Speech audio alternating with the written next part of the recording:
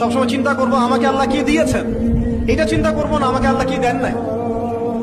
আল্লাহ পাক আমাকে সুস্থ রেখেছেন, নিরাপত্তা দিয়েছেন, আমি খাচ্ছি, পান করছি। এই যে নিয়ামত, আল্লাহ পাকের যে অগণিত নিয়ামত, এটাকে স্মরণ করা এবং সে অনুযায়ী শুকরিয়া আদায় করা। আল্লাহ পাক সবাইকে শুকরিয়া আদায় করার তৌফিক দান করেন।